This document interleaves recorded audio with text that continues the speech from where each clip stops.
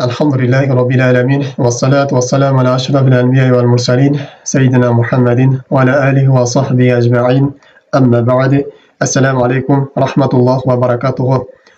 Урматтуу мусулман туганым, бүгүн дагы сиз менен биз инсандын бейишке кирүүсүнө себепкер болуп турган ибадаттардын катарын толуктап өтөбүз. Бүгүн сиз менен токтолуп кетүүчү темабыз бул чынчылдык тууралуу болмокчу.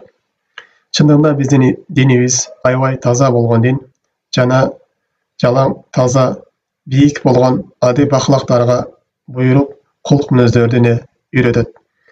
Жана ошондой эле бизди ар кандай начар, иплас, пас болгон кулк мүнөздөрдөн, адеп ахлактардан бизди кайтарат.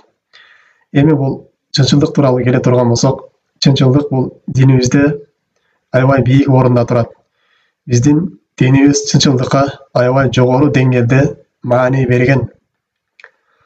Бул чынчылдык тууралуу көптөгөн аяттар бар. Жана ошондой эле пайгамбар саллаллаху алейхи вассаламдан көптөгөн хадистер келген. Жана ошондой эле сахабалардан, бизден мурунку алымдардан, салаф солихиндерден чынчылдык тууралуу көптөгөн сөздөр келген. Булар тууралуу биз токтоло турган болсок, биздин темабыз аябай узарып кетет. Мына ошон үчүн кээ бирки аяттарга жана хадистерге гана токтолуп өтөбүз. Эми бул чынчылдык эмне дегенде, инсан туура сүйлөштүгү, чын сүйлөштүгү. Сүйлөгөндө инсан жашоодо болгон окуяны сүйлөштүк. Же жашоого дал келген сөздөрдү айтыштык. Жана ошондой эле дагы инсан туура иштерди аткарыштыгы. Инсандын сүйлөгөн сөзүнө кылган иш аракети дал келиштиги. Инсандын жүрөгүндөгү ниетине сырткы кылган иштери дал келиштиги бул чынчылдык болуп эсептелинет. عن ابن مسعود رضي الله عنه عن النبي صلى الله عليه وسلم قال عبد الله بن مسعود رضي الله عنه Peygamber sallallahu aleyhi ve sellem'den bizge tömöndө hadis riwayat kılıp beret. Peygamber sallallahu aleyhi ve sellem aytat: "Aleykum bis-sidq. İnne sidqa yehdilal bir ve innel birra yehdilal cennet." Peygamber sallallahu aleyhi ve sellem "Aleykum sidq. Siler çınçıl bolugula" deyt. Çınçıldыкты өзүңөргө бекем тутуңула. Чынчылдыкка бекем болула деп Peygamber sallallahu aleyhi ve sellem буйруйт. Чындыгында бул чынчылдыкка Аллах Таала Кур'ан Каримде буйруп мындай дейт: "Я айюхаллазина аману тақуллаха ва куну мас-садиқин." Эй му'миндар, эй иман келтиргендер, силер Аллах Тааладан корккула. Аллах Таалага таквачылык кылгыла. Жана ошондой эле чынчылдар менен бирге болгула дейт. Силер чынчыл болгула деп Аллах Таала дагы Кур'ан Каримде бизди чынчылдыкка буйруйт. Кандай эле Пайгамбар саллаллаху алейхи хадисте бизди чынчылдыкка буйруп жаткан сыяктуу эле. Жана ошондой эле дагы Абу Суфьян радиаллаху анху айтат: "Кана я'муруна бис-сидq." Пайгамбар саллаллаху алейхи вассалам бизди чынчылдыкка буйруйт эле дейт. Бизге чынчылдыкты үйрөтөт эле.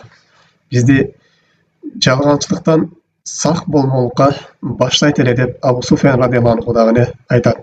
Демек, биздин динибиз чынчылдыкка буйруйт экен, чынчылдыкка баштайт экен.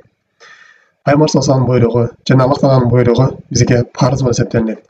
Эгерде буга каршы чыга турган болсок, бизге харам болуп калат. Биз чоң күнөөкөр болуп калабыз. Эми Пайгамбар саллаллаху алейхи чынчылдыкка буйруп, анан чынчылдыктын бул дүйнөдөгү жана акыреттеги анын пайдаларын бизге көргөзүп, мындай деп сөзүн улайт: "Инна сидqa яхдилал бирри." Анткени чынчылдык жакшылыктарга баштайт дейт. Чынчылдык жакшы иштерди алып келет. Чынчылдыктын артында жакшылыктар бар дейт. "Ва иннал бирра яхдилал жанна." Ал эми жакшылыктар болсо, жакшы иштер бейишке алып барат деп Пайгамбар саллаллаху алейхи айтат. "Ва инна ражула ла ясдуqu hatta yuktaba 'inda Allahi siddiqun." Эгерде бир киши ар дайым чынчыл болуп, чын сөз айтып, чын иштерди кылып жүрө турган болсо, ал киши Аллах Тааланын астында чынчыл деп жазылып калат. "Ва иннал казиба яхдилал фужур." Пайгамбар башка хадистеринде "Ва иякум казиб." Силер жалганчылыктан алыс болгула, жалган сүйлөбөгүлө, жалган иштерди аткарбагыла, андан этият болгула деп эскерткен. Жалганчылыктан бизди кайтарган. "Ва иннал казиба" анткени жалганчылык бул бузук иштерге баштайт. Жалганчылыктын артынан жалаң гана бузук иштер келет. ипулас иштер келет дейт. Ал эми вайннал фужура яхди илан нар. Ал эми бузук иштер, ипулас иштер сени дозокко алып барат. Вайнна рожула ла якзибу хатта юктаба индаллахи каззабан.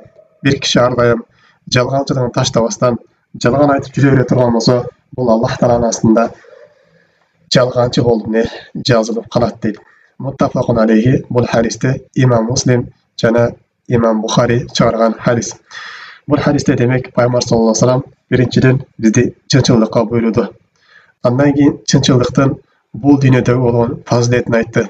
Демек биз бул дүйнөдө эле жакшылыктарга эргешүүнү каалай турган болсок, жакшылыктарды каалай турган болсок, биз чынчыл болуштугубуз керек экен. Кандай эле пайгамбар саллаллаху алейхи ва саллям хадистерин айткандай, ал-бай'ани бил хиярин. Эки саткан киши жана сатып алуучу киши, эки базар кылган киши дейт. Экөө ыктыярдуу болот дейт. Сатып алуучу дагы, саткан киши дагы. Экөө бири-биринен ажырап кеткенге чейин ыктыярдуу. Кааласа соодасын бузат, кааласа соодасын жүргүзүп жиберет дейт. Вайин садака ва байяна. Эгерде ал окуша кылган соодасында, алган киши менен саткан киши кылган соодасында экөө чынчыл болгон болсо дейт. Ва байяна дейт. Сатып аткан киши ошол сатып жаткан буюмун айып кемчиликтерин айтып, баяндап сата турган болсо, булардын соодасында береке болот деп пайгамбар салам айткан. Ал эми кимде-ким буюмун сатып жатып, анын айыптарын жашырып, буюмда болбогон эле сыпаттарын айтып, жалганчылык менен ошол буюмун элдерди алдап сата турган болсо, бул кишинин соодасында береке болбойт деген. Демек, биз соодабызда, кылган мамилелерибизде чынчылдык боло турган болсок, биздин жашообузда берекелер болот экен. Биздин жашообузду берекелер коштоп жүрөт экен. Бул дүйнөдөгү эле фазилети. Ал эми акыретте фазилет пайгамбар хадисинде эле, ал эми жакшылыктар сени кыямат күнүндө бейишке алып барат дейт. Биздин бул дүйнөгө жаралган максатыбыз эмне? Бейишке кирип алыштык. Аллах таалага туура ибадат кылып, Аллах тааланы ыраазы кылып, бейишке барып алыштык. Биздин эң негизги максатыбыз бул дүйнөдөгү. Кимде-ким бул дүйнөдөгү максатын ушул бейиштен башка нерсени кое турган болсо, Аллах тааланын ибадаттарынан башка нерсени кое турган болсо, бул дүйнөгө келген максатын панандай бир үй куруп алыштык, же пананча балалуу болуп кетиштик, же пананча бир китеп, ушундай бир элдерге пайдасы тийбеген бир китепти жазып кетиштик.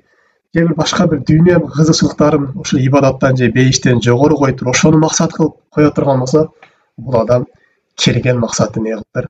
Жоготуптур. Бул акыретке кайткан кезде хысара менен, зыяндар менен, өкүнүч кайгылар менен кайтат. Анткени Аллах Таала Кур'ан Каримде "Фаман зухзиянин нари удхилал жанната фақад фаз". Кимде-ким тозоктон кутулуп, бейишке кирип калган болсо, мына ушул адам чыныгы ийгиликке жетти дейт. Мына ушул адам бул дүйнөгө келген максатын тапты. Бул дүйнөдөн эч кандай зыян тартпастан акыретке сапар алды дейт. Демек, урматтуу мусулман тууганым, биздин бул дүйнөгө жаралган максатыбыз жалгыз Аллах Таалага кулдук кылыштык. Аллах Таалага ибадат кылыштык. Кандай Аллах Таала Кур'ан Каримде баяндагандай: "Ва ма халактул джинна вал инса илля лиябудун". Мен инсанияттарды жана жиндерди жалгыз өзүмө кулдук кылыш үчүн гана жараттым дейт. Жалгыз мени таанып, мени шариятымды үйрөнүп, мына ошол үйрөнгөн илимине амал кылыш үчүн гана мен аларды жараттым дейт. Демек, биздин бул дүйнөдөгү негизги максатыбыз эмне экен? Бейишке барып алыштык экен. Ал эми бизге бейишке баштай турган эң негизги амалдардын бири бул сыдык, чынчылдык экен. Биз ар дайым чынчыл бололу. Аллах Таалан болгон мамилебизде чынчыл бололу. Өзүбүздүн нафсыбыз менен болгон мамилебизде чынчыл болойлу. Жана башка адамдарга болгон мамилебизде чынчыл болойлу. Кошуна менен болгон мамилебизде, дос менен болгон мамилебизде, ата-эне менен болгон мамилебизде, үй бүлө менен болгон мамилелерибизде, тууган урук менен болгон мамилелерибиздин баарында биз не болойлу? Чынчылдык болойлу. Алардын акыларын өтүп берели. Мына ошондо гана биз кыямат күнүндө бейишке кирмеликке акылуу боло алат экенбиз. Эми сахабалардын сөздөрүнө келе турган болсок, Абдуллах ибн Марван радиаллаху анху айтат: "Кана якул", ушинтип айтчу дейт. Ошол Абдуллах Марван өзүнүн балдарын башка бир мугалим устазга берип, барып ушинтип үйрөтчү дейт да. "Аллим бания сидык, кама туаллимул Кур'ан" дейт. Сен балдарга чынчылдыкты үйрөткөнүң, аларга кандай эле Куранды үйрөткөнүң сыяктуу дейт. Демек чынчылдыкты биз балдарыбызга үйрөтүшүбүз керек. Аларга азырдан чын сүйлөмөлүк аларга адат кылдырышыбыз керек. Алардын азыр фитраты таза, алар жалган деген нерсени билбейт. Биз азырдан аларга жалган сүйлөгөнү үйрөтө турган болсок, эртең алар жалганчы болуп чыгышат. Ошон үчүн биз балдарыбызга чынчыл болмолукту азырдан адат кылып, аларга чын сүйлөмөлүктү биз үйрөтүшүбүз керек. Пайгамбар саллаллаху доорунда ошо бир сахабият аял негат, бир кичинекей баланы чакырат. Ошо колунда бир баланы кичинекей баланы чакырып, кел мына колумдан нерсени берем дейт да. Ошондо пайгамбар жанагы сахабият аялга карап, сенин колуңда бир нерсе барбы дейт да. Ошондо жанагы сахабият аял бир курма бар деп мына көрүп жатат. Ошондо пайгамбар саллаллаху айтат, эгерде ошол колуңда курма жок болуп сен жанагы курулай эле баланы чакырган кезиңде дейт, сен жалганчы болуп туруп, сага бир күнөө жазылмак деп пайгамбар саллаллаху ошол сахабият аялга үйрөткөн да. Демек биз дагы балдарыбызга чынчылыкты үйрөтүшүбүз керек. Аларга кандай эле башка таалим берип жаткан сыяктуу эле Куран үйрөтүп же хадис үйрөтүп, же мектептеги ушундай илимдерди үйрөткөн сыяктуу эле, билим берген сыяктуу эле биз аларга чынчыл болмолукту үйрөтүшүбүз керек. Аларды жалган сүйлөмөлүктөн алыс кылгынын дейт. Жалганчылыктан этият кылгынын дейт. Эгерде алар ушундай бир каттуу оор иш жасап койгон болсо дагы, муну ошол ишинде жалган сүйлөмөлүктөн алыс болгон үйрөткүн дейт да. Жана ошондой эле Умар радиаллаху анхудан бир киши келип сурайт. Умар,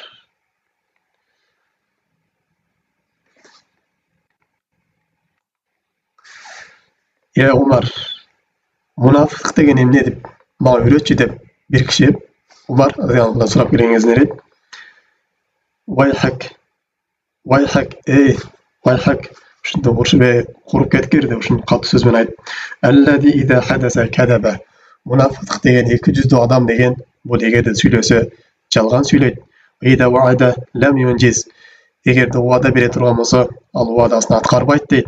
Ида туъмина лам юадди. Эгер дагы аманат жүктөрө турган болсо, ал аманатын аткарбаган адам мына ошол мунафык дейт. Демек, жалган сүйлөштүк, жалган иштерди кылыштык, бирөөлөрдү алдаштык, бул экен мунафыктын сыфаты экен. Ал эми мунафыктар бизге белгилүү болгондой эле Аллах Таалага эң жакпаган адамдар, Аллах Тааланын каарын келтирген, Аллах Тааланын наалаты болгон, кыямат күнүндө тозоктун эң астында боло турган адамдар бул мунафыктар болуп эсептелет. Жана ошондой дагы шаир акын өз сөзүндө мындай дейт: Al-kazibu murdika wa illam takhaf wa sidqu munjika ala kulli halin. Fantiq bima shi'ta tajid qibbahu lam tubtakhas waznata mithqalin. Жалганчылык сени өлтүрөт, сени жок кылат дейт, сени кыйроого учуратат. Эгерде сен ошол жалган сүйлөп туруп, бул дүйнөдө ошол кутулуп кеткен болсоң дагы дейт да. Жалган сүйлөп туруп коркуп аткан нерсеңден кутулуп кеткен болсоң дагы, бирок жалганчылыктын аягы барып, сени бир зыянга учуратат, сени өкүндүрөт, кыйнайт дейт. Ал эми чынчылдык кандай акыбал болбосун дейт. Башыңа кандай кыйын күн келген болсо да чын сүйлөй турган болсоң, аягы барып чынчылдык сени куткарат, сага нажат болуп берет дейт. Сен фантик бима ши'та дейт. Каалаганда сүйлөгүн дейт. Кааласаң чынчыл болгон, кааласаң жалган сүйлөгүн дейт. Бирок кыямат күнү барганыңда дейт, таразадан кыпынчалык чын сүйлөгөн болсоң дагы, кыпынчалык жалган сүйлөгөн болсоң дагы, мына ушул нерсени көрөсүн дейт. Аллах Таала Кур'ан Каримде кабар бергенде эле: "Фама я'мал мисқала зарратин хайран яра, фама я'мал мисқала зарратин шарран яра." Ким кыпынчалык жакшы иш кылган болсо, анын жакшылыгын көрөт. Ким кыпынчалык күнөө иш кылган болсо, анын күнөөсүн көрөт деп Аллах Таала Кур'ан Каримде бизге баяндап берген. Жана ошондой эле дагы Фудайл ибн Ияд рахимахуллаху мындай дейт: инсандын денесинде Аллах Таалага эң сүйкүмдүү болгон эт бар дейт. Бул не дейт? Лисанун судук дейт. Чын сүйлөөчү тил дейт да. Чын сүйлөгөн тил бул Аллах Таалага эң сүйкүмдүү болгон тил дейт. Жана ошондой эле денеде абгодиллахи, Аллах Таалага эң жагымсыз болгон, Аллах Таалага жакпаган, Аллах Тааланын каарын келтирген дагы бир эт бар дейт. Бул лисанун судук дейт. Жалган сүйлөгөн til deydi. Жана ошондой эле шаир акын өз сөзүндө айтат: إذا ما المرء أخطاه بثلاث فبيعه ولو بكف من رماد سلامة الصدر والصدق منه وكتمان السرائر في الفوائد. Эгерде сенин достош жаткан досуңда дейт, мына ушул 3 сыпат болбогон болсо дейт, анда аны сен дейт, бир муш күл болгон болсо дагы дейт, ошого сатып жибергениң, аны сен таштагының андан алыс болгоң дейт да. Биринчи сыпаты дейт, саламаты содыр дейт. Анын көкүрөгүндө, жүрөгүндө саңа болгон эч кандай көрө албастыгы, саңа болгон бир кызганычтыгы жок болгон адам дейт. Экинчиси сидикон дейт. Эгерде чынчыл болбой турган болсо дейт, жалганчы боло турган болсо бул досуңду таштагының, бул досуңдан не айрылганың дейт. Үчүнчүсү дейт, сен ага сыр айткан болсоң, ошол сырды жүрөккө сактай турган болсо, мына ушул адамдын достошкунуң, ал эми сырды сактаган адамдан сен алыс болгон деп шайыр өз сөзүндө айтат. Демек, урматтуу мусулман бир тууганым, биздин бүгүнкү сабагыбыздан кыскача жыйынтык: биз ар дайым чынчыл бололу. Кылган иш аракетибизде, сүйлөгөн сөзүбүздө калыс Аллах Таала үчүн чынчыл бололу. Жана ошондой эле өз нафсыбызды чынчылдыкка тарбиялайлы. Албетте бул чынчылдыкка тарбиялаштыктын эң жогорку орунда бул ихластуулук турат. Сиз кайсы жерде болбоңуз, Аллах Таала мени көрүп турат, Аллах Таала мени билип турат деген ишеничте болуңуз. Андан кийин чынчылдыкка өз нафсыбызды тарбиялаштык. Бул биз чынчыл адамдар менен бирге жүрүштүгүбүз. Жана ошондой эле үй бүлөбүздө чынчыл болуштугубуз. Үй бүлөдө бири-бирибизге сүйлөгөн кезде чын сөздөр сүйлөштүгүбүз, бири-бирибизди алдабаштыгыбыз биздин нафсыбызды чынчылдыкка тарбиялайт. Жана биздин үй бүлөбүздү, бала чакабызды бизди чынчылдыкка тарбиялайт. Жана ошондой эле биз чынчылдыкка тарбиялоочу нерсе биз Аллах Тааладан көп дуа кылыштыгыбыз. Бардык нерсе бул Аллах Тааланын колунда. Бардык нерсе бул Аллах Тааланын тавфиқи менен болот. Ар бир дуабызда Аллахым мени чынчылдардан кылгының, Аллах мени жалгансыздыктан алыс кылгының деп ушуну дуа кылыштыгыбыз. Жана ошондой эле өзүбүздүн үй бүлөбүзгө, тууган уктарыбызга мына ушул чынчылдардан болмолукка дуа кылып сураштыгыбыз. Аллах Таала баарыбызды чынчылдардан болмолукка тавфиқ берсин. Жана кыямат күнүндө чынчылдардын катарында тирилүүнү насип кылсын. Субханака Аллахумма бихамдик, ашхаду ан ла илаха илля анта, астагфирука ва атубу илейк. Ассаламу алейкум ва рахматуллахи ва баракатуху.